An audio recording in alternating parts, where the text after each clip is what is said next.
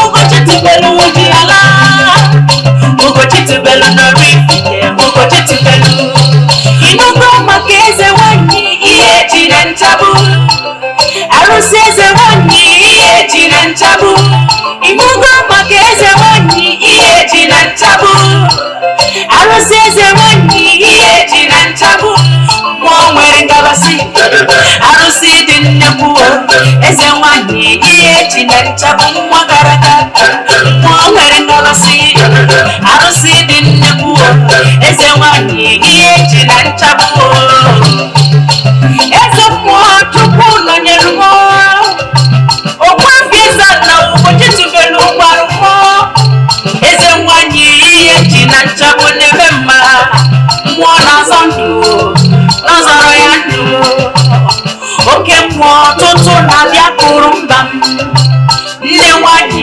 ihe ji obodo ọkwa gị na di gị nchagbu na-ejekọ ọkwa gị bụ mmụọ ugochitubelu ji eje ọkwa gị bụ mmụọ ugochitubelu ji ala ugochitubelu oraifite ugochitubelu inugo maka eze nwanyị ihe jiri nchagbu arụsị eze nwanyị ihe jiri nchagbu inugo maka eze nwanyị ihe jiri nchagbu arụsị eze nwanyị ihe jiri nchagbu mmụọ nwere ngabasị arụsị dị nnekwu eze nwanyị ihe jiri nchagbu nwa gara aga mmụọ nwere ngabasị arụsị dị nnekwu eze nwanyị ihe jiri nchagbu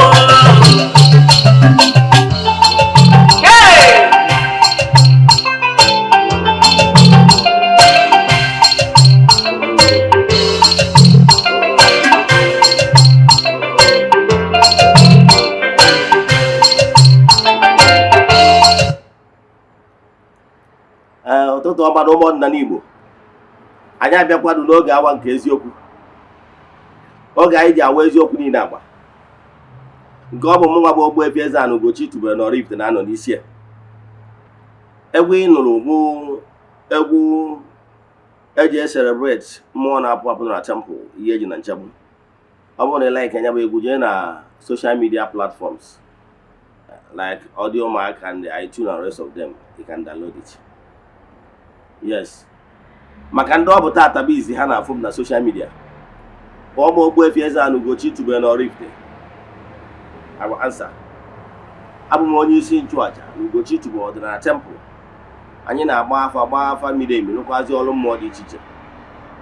Abụkwazi m onye isi nchụaja na ọdịnala Restoration Prayer Ministry, bụrụ onye mgbasa ozi ọdịnala Igbo.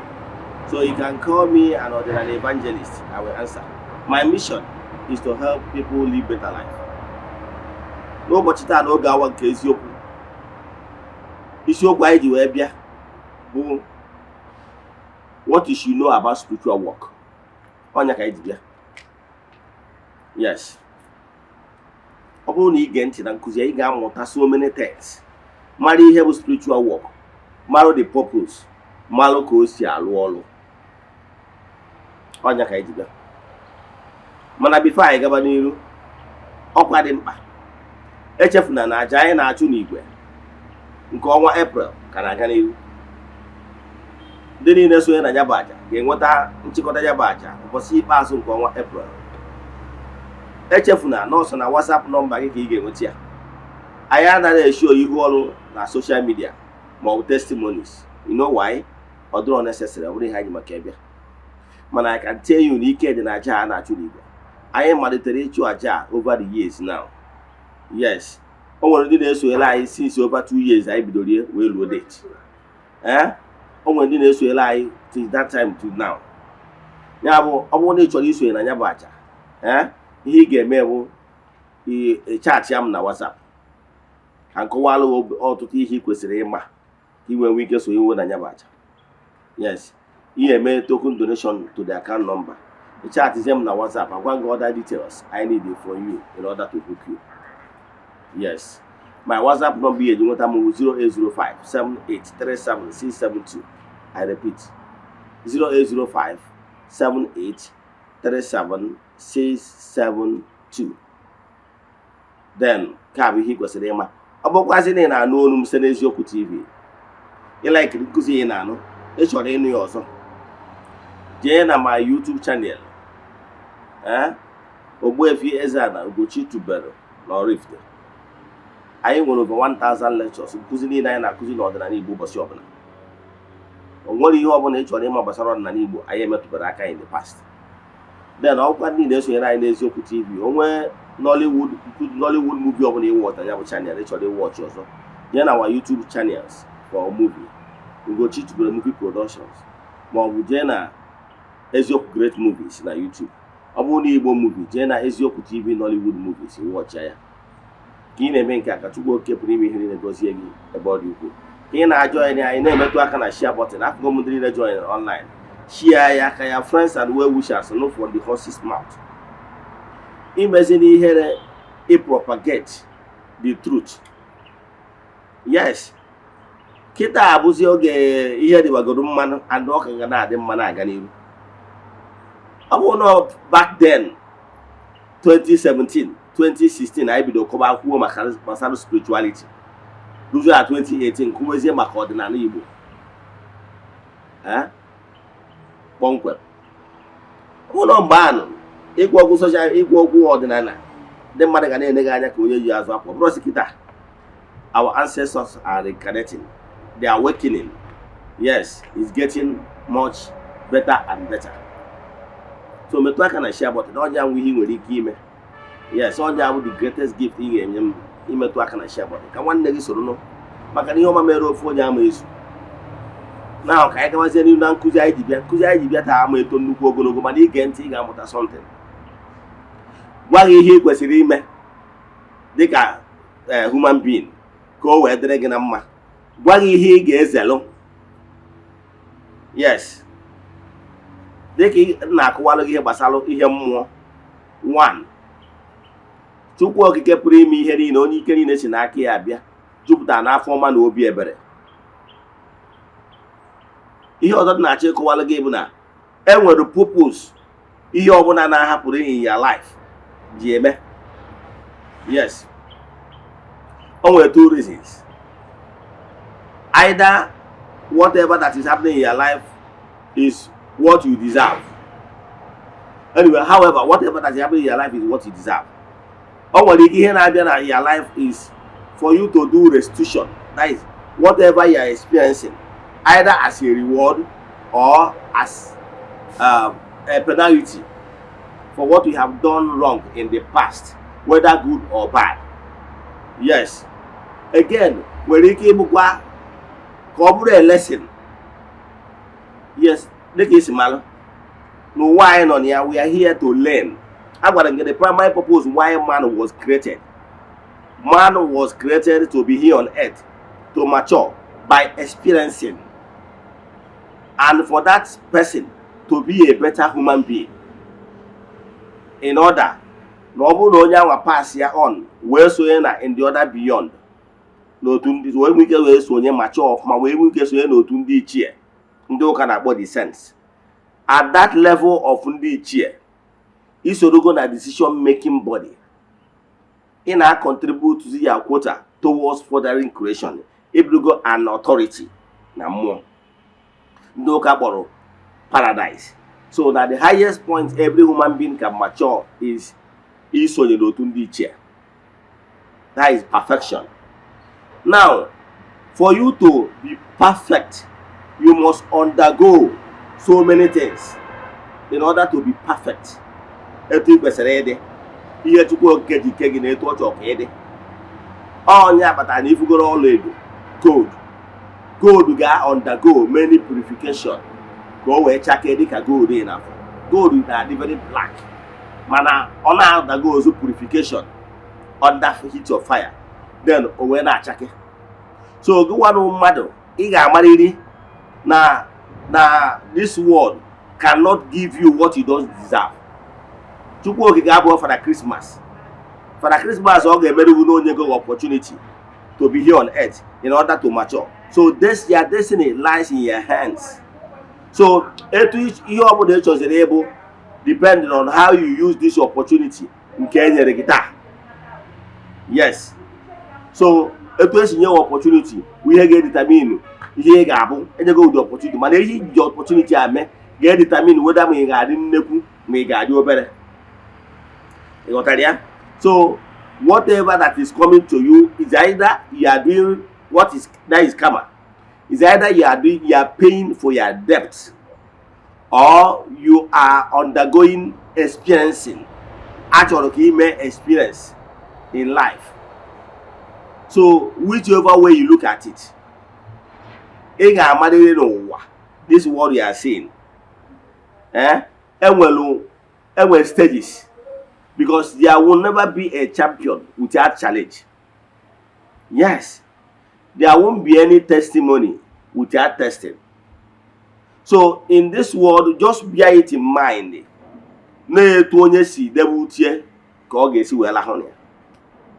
So if you need goodies, work hard for those goodies to come. Galatians 6:7, and I quote, God can never be mocked. Whatever you sow is what you reap. I understand most people are agree here. Yes, but I can tell you, this particular position, is soul, don't want any shortcut. Yes, don't want any shortcut. So, you watch ya nature. Nature na akọwala so many things. Yes, and when a time of abundance, when time of ogogan, ndị Igbo na-akpọ ogogan. Yes, n'oge ọkọchị. Ihe niile abụkarị seasons e nwere n'ala Igbo. Ọ bụrụ na oyibo asị na rainy season, dry season, and harmattan. Yes, these three seasons adịcha mmadụ niile mma at any given time. O nwere ndị prefer rainy season, when they prefer harmattan, when they prefer dry season. Yes, inekwu anya within your environment. Ifu na osisi, even in your environment during rainy season, time of abundance, then ihe niile ekere eke ụmụ osisi akụrụ akụ na-receive unmerited favor. And when the time for unmerited favor. So ọ bụrụ na ihe gbasara akwụkwọ na destiny, anụ na ukwu osisi nwere ihe a na-akpọ photosynthesis. Yes, enwere ebe ukwu osisi na-abụ during the abundant time, they store food there. That food has stored there. Ka ha ga-make use during the other time. Ha that abundant rain, and so on and so forth. You got that? Now, ihe ọpụta bụ na ọ dị adịgide. N'ọnkụ onye kpara n'ọkọchị ka ọ ya aga n'udu mmiri dịka ndị Igbo si atụ ya. Ihe ọpụta bụ na during the time of your abundance, don't abuse it. Because of one of my politicians I respect so much in the person of His Excellency Peter Ogbuefi, he who does not plan, he who does not plan is planning to fail. Now, if you do not plan for your future to be great, how will you expect greatness? So if you don't now manage how future will be. Let me tell you what you don't know. Your present determine your future. How you handle this your present, how you utilize it, whatever you plant. Let me give you an example. I want to plant corn. You lost the corn during the time of harvest. Believe in me, nobody, no power will stop you from harvesting the corn you planted and nurture them. Yes, okay, come. It will according to spiritual things. O nwere ụfọdụ ihe ndị mmadụ aghọtara gbasara ọrụ mmụọ. Ị chọrọ ka ihe dịrị ka ọ dịrị gị mma, nke m dịrị m, fine. It's not a bad idea. Mana nke onye ka ị chọrọ ka o fuo. Never you be selfish. Ịdịkwana selfish. Esikwana ka imegide mmadụ maka na ike dị gị n'aka. Maka na dati obi ọjọọ anwa iji ga-eme gị, you can never be favored. Ndị Igbo na-atụ ilu sị na o ji mmadụ n'ala ji onwe ya. Mgbe ọ bụla iji mmadụ n'ala iji onwe gị, maka na nwatakịrị sị na nne ya ama alahụ ụra, ya nwa ama alahụkwazi. Ihe m na-achọ ịkọwara gị bụ na pay attention, mara etu ị ga-esi wee na-eso goodies in creation. This world supposed to be ebe aṅụrị. O kwesịrị iwe oge nke anya aṅụrị wee nye mmadụ dum. Mana ndị mmadụ out of selfishness, out of wickedness, ihe ha nọ ide eme ebe ịlụ arụrụmanụ wee megide onye ha ka. Which ọ bụrụ na ị na-eme ihe na-etu anwa, the law, the nemesis is there. The law of karma is there, waiting for you. Bụ na mkpụrụ onye kụrụ ka ọ ga-aghọrọ. Nature agwago gị na o nwere ihe ga-emekata ka ị plant ya corn ọ wee egusi, ọ dịrọ possible. Ihe nature ga-akọwara gị ihe a bụ na whatever you give out, you receive. Keep ball on the wall, it will bounce back to you. Whatever you sow, whether good or bad, will flow back to you, the originator. And ekwekwana ka o nwee onye imegidere. Yes, kebe eziokwu bụ na mmadụ niile ama afọ gị n'anya n'ụwa, ọ dịrọ possible.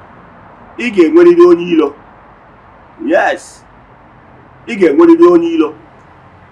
Mana ihe dị mkpa bụ ị nwere ike na-asị m ọ dị possible. Yes, ka mma arụ ga ndị ma nkụzi mana nna like ihe ọmụmatụ.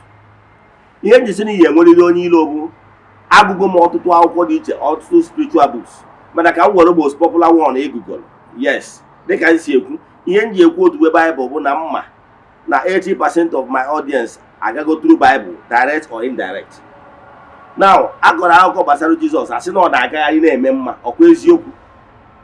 The last time I check, nwere ebe ọ bụla asị onye asị na o megidere, ma onye ọ na-alụ nwunye ya, ma onye obodo ebubo ụgha. Yes, at a stage na crusade, ọ jụrụ ụmụazụ ya, unu enwere ihe unu ga-enye ndị mmadụ? Ọ bụrụ na unu enwere discharge ha wee sị na ha nwere nri, ha wee provide ya nri onye ọbụla richa, enwe nke gbara over. So showing that ọ na-eshow ndị be ha love.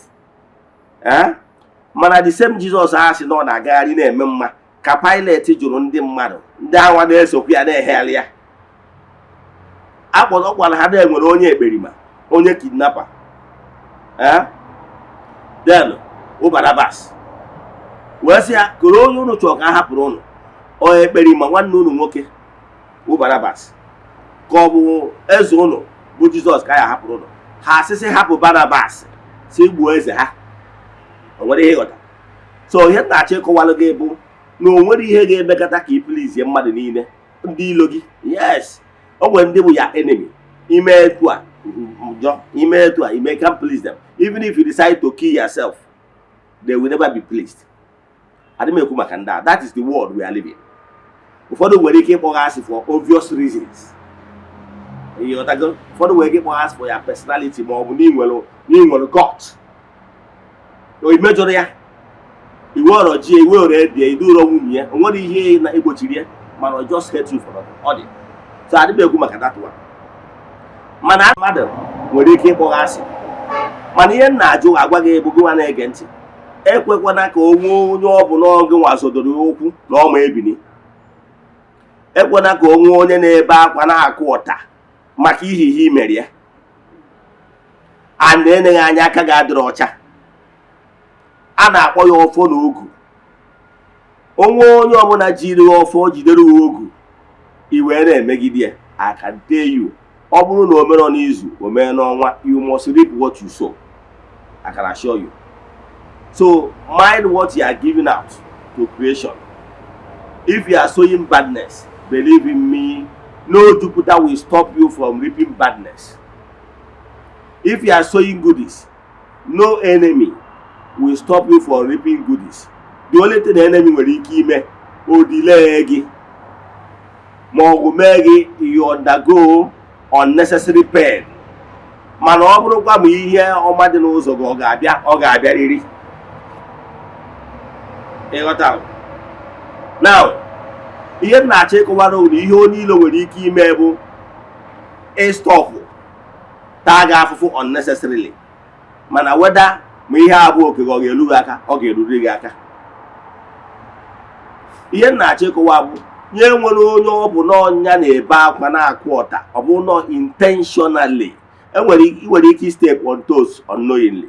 Mana ihe m na-ekwu maka ya bụ intentionally, ịma na onye a enwere ihe o mere mana ị chọrọ ka imegide ya, eneghị anya n'ike dị gị n'aka, ma ọ bụ na ị nọ na position of authority. Ka m malụ gị atụ, o nwere ofu ihe mere m years back, let's say 20 years ago. Yes, let's say 20 years ago. That 20 years, ihe njọ ka were onwe nke akụkọ abụ na nna amalụ gị atụ, ị na-afụ yes na o nwere onye ọ na-eme, wee marịzie na ụdị ihe na-etu a something similar omego n'ebe ị nọ. That 20 years ago, I gwara gị na mụ registered my company, Paul Anthony Integrated Limited. We are into water drilling. Yes. That time, I think 2002. 2002, yes. That 2002, my office did na Onitsha Owerri Road, 105 Onitsha Owerri Road, all two-story building, and on the first floor. Back office in there. I happen to be the youngest drilling machine motor eji. So o nwere ebe anyị nwere ọrụ na inside town, just very close to main market. Oh, sorry, Holy Trinity. Yes, I think in Banefo Street, near Holy Trinity. Ka anyị nwere that borehole. Onye na-agbapụ adịchọ ịgbapụrụ mmiri ahụ my clients na-alụrụ ọrụ alụgoro m ya more than 10 boreholes, many places. Ọ nnukwu mmadụ na ọrụ ọbara uru ịkpa afịa. So o wee bụrụ na anyị eburugo our drilling rig, etu anyị si ebu our equipment because the company is totally registered. Etu anyị si ebu our drilling rig bụ na anyị na-eji letter heading of the company, Polanto Integrated, address letter to whom it may concern. Na the above equipment belong to the social company. Yes. So I address that's letter heading gave the equipment because they say me on a drilling machine gave drive to the location. That is motor drive to the location. Then I was another truck like that soon does any truck gave the drilling pipes. Then the generators, water pumps I needed, and the other shifting spanners and rest of them. All those things, including workers, can knock on at the truck, a radio on a location after Kebujo rig, position or every rig. So, HF every office I know 105 Onitsha Owerri Road, or one name on each of my. Then I better need to fly over. Bokwa a straight road, about 4 kilometers from any flyover to the office. So that particular day, a bit of motor just about at the truck, wherever the location. So also driver bring a Bujogo machine. So I'm on the truck, I'm on Niru. So the police, encountered police, the police are the candidate Central Police Station. Here now we go 20 years. More people are moving, I know tell them. Yes. So we're gonna now there mama. The police will die. Only police only that team one Mr. Okoye. I didn't know that the police. I didn't know why because of how painful I felt the man's attitude. One Mr. Okoye. Now, I think that time or 3-star. Yes, for that time. I think DSP or so. So, however, now I see the motor. Omubie. Well, say, hello, I went motor. I will be let ahead who contain all the equipment here. What's ya? We import here our water, that water pump. But that water pump I can go there about a few days back. Okay, very new. I used to get on one location, but okay, the month I need. So where's some can you receipt water pump? And the receipt is in the office about 4 kilometers back. If I see the way some way road now. I go away road I but then fly over. Where's na normal the owner of the company, more CEO of the company. Now the equipment, now the water pump was single hand on a Jomakia. Now the receipt is in my office. Even the truck man, why the truck abro or truck man na be break our equipment. So we see na near this company, near a brew hire, a brew equipment from location to location over years. So you can bet na this equipment the on the market, see the on the market garden that. We say okay, we had the demo here. Can have me allow. Can Jenna she go back to office without that receipt or to the year. But normally, as a registered company, he need to work that covering notes. He needed. So this man, well, the police have been insist. We don't go market. Same DSP. Or some imagine DSP. And I told me why I told me we will put that in I'm from Oraifite, Anambra State. So, I was one whether I keep Kuromoku. Or where Simona na with a receipt. See, I want to have a chore, number follow their vehicle. No one a hatcher, come jail with their receipt to be actually. Ever the truck man say, my work has everything not back, and you would see no teraka. Just 4 kilometers back. More one sure I won't have that one. Can their operational vehicle did there. Can have told no come on the office, come with the receipt there. I said, I want any option. How could that? They will not allow me to go and bring the receipts while our truck is still there, and they will not follow me to my office to bring the receipts. The two options they rejected it. It may happen. Namma Banyamoto. That is Hakurumpudia Station, Central Command, Central Police Station. Be very close to Home Trench, that court road. No, Louisiana. This is on a Saturday. Note, this is on a Saturday, around in the afternoon. Now, no low police station. Then, I was in a haga happen. Can you water the seat? Mail like that. Because here, see, okay, no problem. Louisiana police station. The main dame. I was him their statement. Non their statement about cell. Emmanuel, you done intimidation. Move their statement. They just statement about cell. Remember that day is Saturday. So you have done a man cell on Saturday, Sunday, maybe Monday. I feel humiliated. It pains me so much. That Nandi was able to Nazondo. More no to Ranya, somehow have their job. But they can even do investigation properly by even following me straight to the office. I wasn't a man with a receipt. Mana odozie manya na oporo na ha chori ime investigation they sure no mo when the jail if ha choro to intimidate me and they stole money from me. I'm sorry but it's very painful. I'm still remembering it today. You understand? And I know the camera will still take his course. So they said I should write statement. After statement I will enter cell. No one check here. That day is Saturday. I called my lawyer or somebody on the village that Saturday. You know, it's Saturday now. My friend, the truck driver, na be a Budani, West Moga. And that's already enough for me go. No, come on, I'm shake everybody. than and that may intimidate here. TM na cell and harm and all Saturday. Do you know now Mrs. the IPO was him where shake your body? Man on a pen where would they go? Ego come with I see in ya. Has his eye blue machine I put. And where he got that.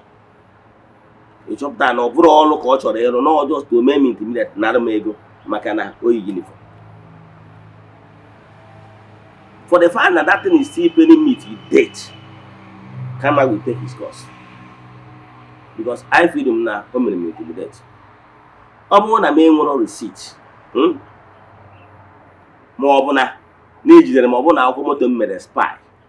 He wasn't my friend. Now I'll call him the spy. You know you are guilty? I say yes. He was okay. I should choose one. This and that, this and that. I'm going to decide this not to follow the real process. Sort of check out. Guys, it's a different thing. Or you would tell me, I'm going to go guilty as charged. Man, when I'm known and I'm the right, it's okay, may me intimidate. Believe in me. So that, because my heart bleeds because of the intimidation.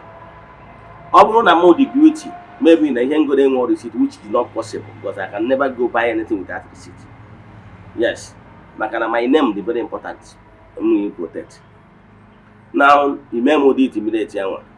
As long as I'm still angry, on a wooden for that thing, Kama will still take his course. So, always is where men mad intimidate on a wooden that person. On your when it acquires, you know, that now call for vengeance. Believe in me. That aqua one ebe nwere ike ime in future. Ihe nwere ike mewe n'ezinụlọ gị. Ije na prophecy we can asị na mmadụ the responsible for ihe na-eme n'ezinụlọ gị. Ihe ọ pụtara na o nwere onu n'ebe akwa na-eti mkpu na cry for vengeance n'isi gị. And for that reason, onye nọ n'afọ ga na-ekwu na mmadụ na o nwere onye imere ihe na onye na-ewe iwe ma ọ na onye ihe ji gị n'ọrụ. Before agbagide afa mmiri emewe ngwa ụlọ nwere onye imejọ. Ịma na ụmụ mmụọ emego gị ihe niile na ha chọziri imere gị ebere. If not, the vision ga na-apụta in sketch, that is or mapụta in full. So exactly ya ma ebe ihe na-eme gị. Ị ga-ama na mmadụ na o nwere nwoke kwubiri okwu n'isi gị etu aka ya afụdebe. Mana ị ga nature ga-emegide ihe niile ọ ga-eme n'ụwa as long as I still angry with it. So something like this, something like this, only Eze-Ana na village. You wait for to town and one nigga amazed that he can. Oh, when they're bad, Mass and Dan, Denu and Dan, Han of Yome. Repercussion, Nemesis most setting. Manam Bogabia, even they can now buy and get prophet in car, now buy and get spiritualist in car. Na-enye baby na achụaja ịchụcha aja ọ bụrụ na ọmaga ị nwere ike na-eblame ya spiritualist na aja ọ chụrụ agara mana ihe mere n'ọbụ na mmụọ imejọrọ too much. Ihe ya spiritualist ga-emere gị appeasement to join forces as in tie onu ya wee yọọ ayịyọ ọ bụrụ ya dibia na-emere. I keep telling people that ya dibia is like ya attorney, your counsel, your lawyer. He commit the crime, yes.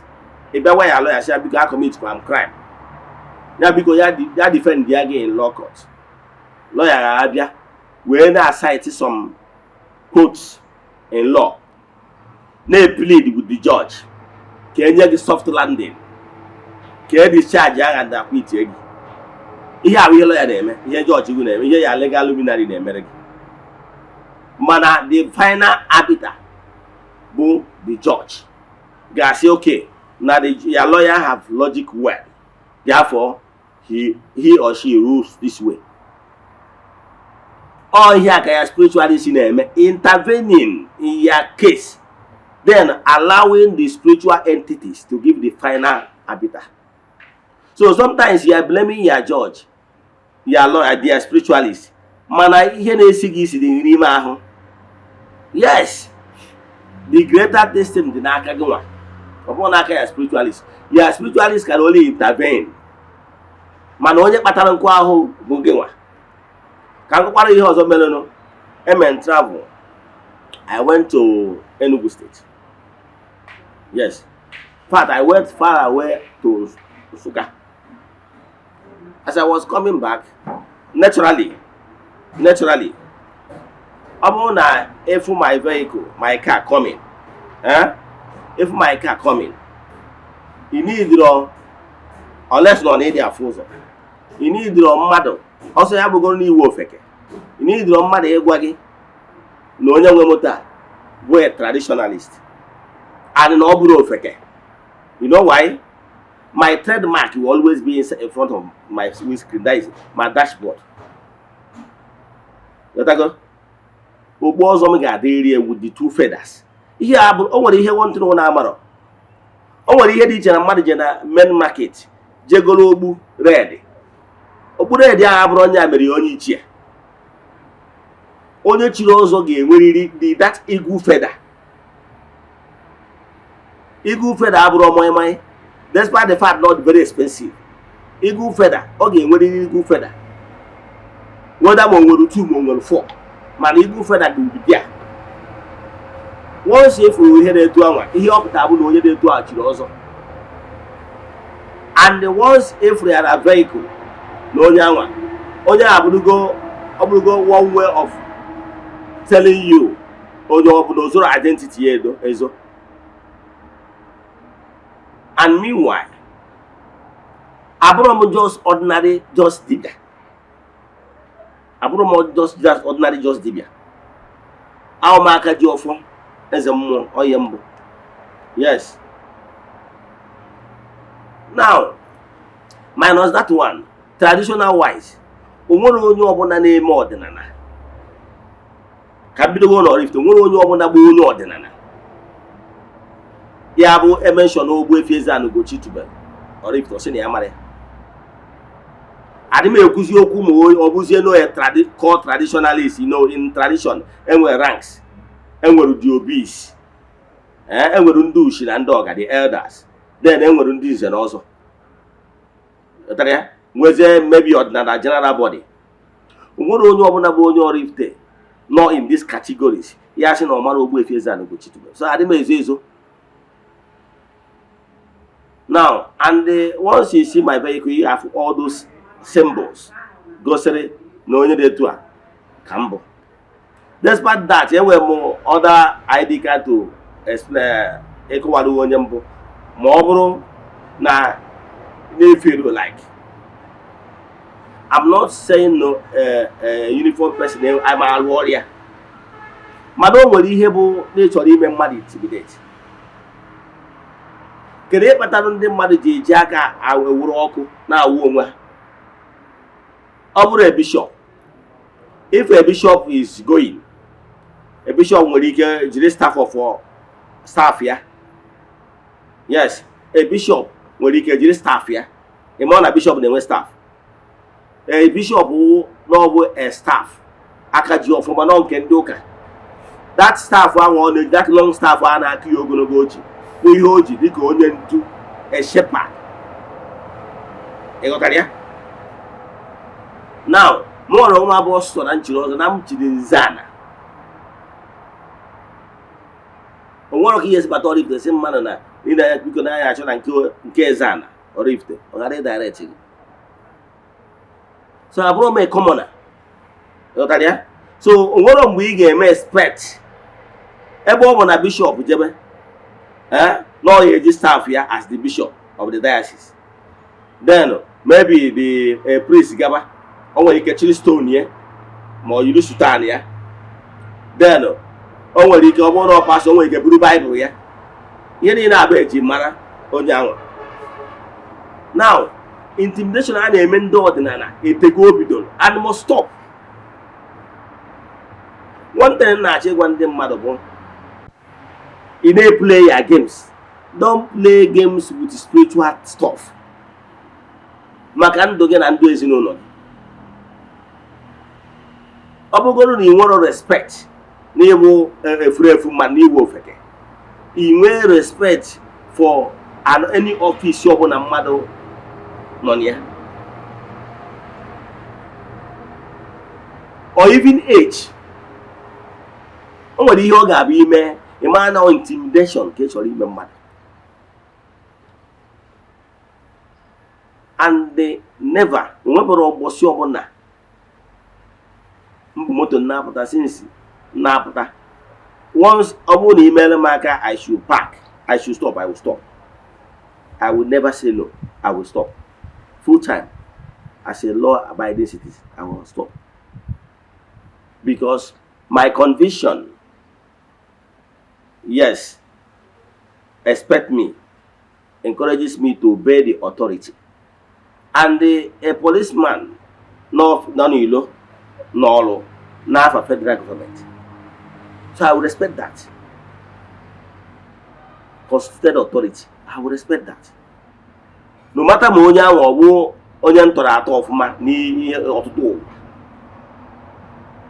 ma ọ bụ na onye ahụ goro ofeke, mana as long as no put go on that uniform of the force so represented, I will respect the person. Give the person full respect. Mana the only thing more I say is you go to park by the roadside, I will park. I'm very friendly with you. Man, it's just like you may intimidate. I will say no. And you know why? Why I will say no is this, to prove a point. Because if somebody will decide to intimidate, now my position in Igbo spirituality, then can you about the fate of ordinary commoners on the road? Yes. I will want to request an an authority. Let me give you an example. Akajiofo is not a childish play. And any Akajiofo more Eze-Ana where he travel or travel with his or how his offer. Why are they offer? No, the Eze-Ana more Akajiofo. Yes. Makanawa Yama would the chief priest. You know, now, why did you get personal affair? Manoma chief priest. Alose. Yes. So, Oebrona. Yes, when they did Nana, so many police people, uniform people are very friendly. Very friendly. And for me, and my like everyone sacrifice their time here for the well-being of others and for national security. I respect the person because only what in life here on the line. And we want to lose their life because of duty. I know. So for that reason, I appreciate them. Even whenever I see them, I appreciate. Every time when we go outside, man, I say, I'm not Abuja. Man, I say, bombing, carry. So, my area that time, I went to military checkpoint there. Yes. So, ndị joke na ha bịa onye ọbụla chini aka enu. If you not go na bike, you come down from bike. So ndị moto bụ ndị na-agafe. So, mgbe ọbụla m pụtara ebe ahụ, and my wind down. Most of them be very friendly. Every Christmas or every Salah or Easter, one of my wife they brew mania. Yes, they brew mania. To appreciate them, for them to celebrate as in within themselves. You know why? Some of them are made that feast. They are abandon whatever they are doing. They are not eating with their family. They are there for the benefit of all. So I appreciate. So doing that throughout the years they stayed there before they eventually put to any into normalcy, then they'll stop. I made many friends with them. So and every festival I normally go there and celebrate with them. So I understand the nature of their work. But will not accept or my friend at go EG office to intimidate road users, especially ordinary people, especially ordinary people. Nay from mmadụ ka mmadụ na-eme travel wee jide ọfọ. Then you start making unnecessary decision to intimidate the person, asking unnecessary question. Ibali ihe bụ ọfọ. Yes, a policeman stopped me and it's okay that I want to look inside the vehicle. I said okay. After looking inside the vehicle, he saw my offer and he said, what is this? I said it's an offer. Actually, he's not an Igbo person. Only a tribal mark. So I'm not exactly about the man and no under any tribal mark, either from Kogi or from the Yoruba land or whatever, or some north. So only a tribal mark or some here. Not naturally, or for you when some blood this and so or some career they have said this is an offer in Igbo language. So asimo kedu ka onye isi wee mee ihe na ọma na ọbara mmadụ ka nwụsa n'elu ọfọ. So ọ chọrọ ka ọ fabricate ya this no n'ihe abụ animal rituals ka a na-eji ọfọ eme. So ọ na-eme ka ọ chagasị anya si ya ọga ọ bụrụ na ị nwere other spirit call ya spirit. So mgbazie nkịtị okwubezi okwu ede na-atụbụrụ ọdụm ya ọnụ ọkpọzie one other officer maybe onye nke ala ugwu onye Igbo maka na onye nke a dị fe kpọzie onye nke a bịa ọ sị onye nke asị nke ede ha gosi ọfụ ọ sị oke then onye nke abụ onye nke bịa talk sense. So eventually I order agbakasị ha because I can't give you money for what? I can't give you money, especially when you try to see if you can intimidate me, and I insisted because for me that time I'm willing to go to their oga at the station. You can't intimidate me now. You're looking here see if we no onye ba commercial vehicle ka eforo ojide ofo. Ikwesịrị ọ bụrụ ihe awụ article of faith in Igbo spirituality. You got that? Moreover, those two people, officers Eze-Ana, none of them is my mates. At least or two, what on her? They said, oh, I got me some respect. You understand? Obruna ne search the matter. If maybe any something diabolic, money for woman pass and then you don't have only about ordinary. Makonyo ordinary cannot even saw his hand. No anything basalo human being. Ezigbo onye ordinary. Unless no onye hide under the ordinary. Ma onye abụ ọdịnala ọkpọkara anụgụgụ ndị mmadụ sị ụnụ na ihe mere mmadụ onye ọdịnala abụrụ na onye anwa na-asị na-ekele m ọdịnala na onye a ga na-asọrịrị nsọ ana. So onye ọbụla has anything to do with human sacrifice is not onye ọdịnala. Quote me anywhere.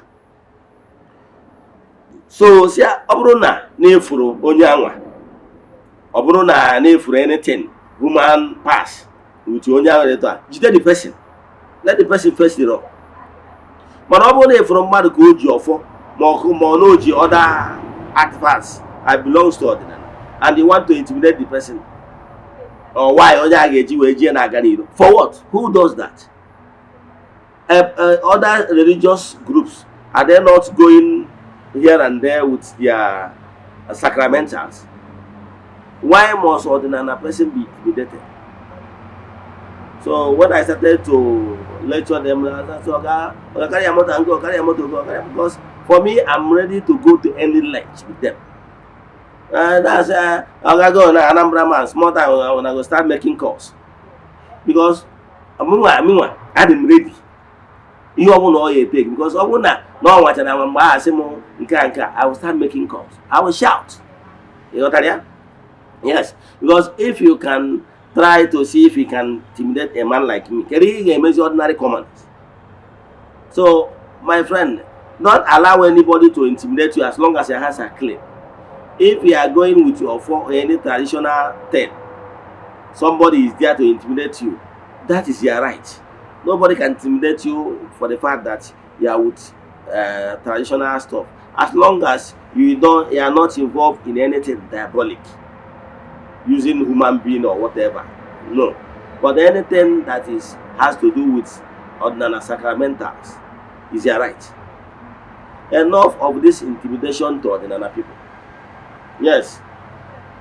So here na chekwala gebo. That way police here, they did not provoke me anyway.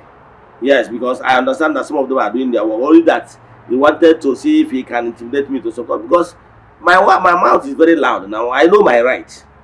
I know my right. Because I will go to his organ and I will take the matter to the logical conclusion. He can't intimidate me. My identity is not hidden. You understand? My identity is not hidden.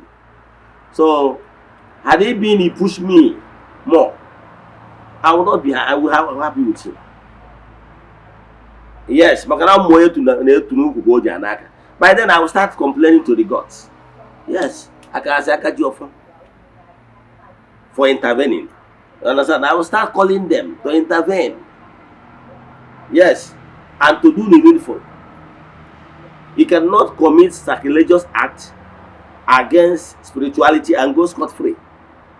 Whether it's human intimidation or you remember that they carry there, you may hear that to problem. So mind what you are doing. Some of the things why you are suffering or whatever that happened to you is as a result of intimidated someone that you are not supposed to do. Therefore, the person is crying for vengeance. Some of these things might be what is responsible why your prayers has not been answered, why your spiritual work is not going. Send them a message in WhatsApp. 0805-7837-672. I repeat, 0805-7837-672. As in Nomaka Gamelon, Nakakaya Mon, Jaya Mon. Only one that chechari hojo ya mon, onye amo. Na ha chukwu okike nke pụrụ ime ihe niile onye ike niile si n'aka ya bịa ka ọ dịkwa na echi niile n'oge awa nke eziokwu. Asị m na ọ bụrụ na ọnwa egburu ọjọọ ji wee chụ aja na emechaa na ọ ga-epu ome. Udo dịrị ọnụ.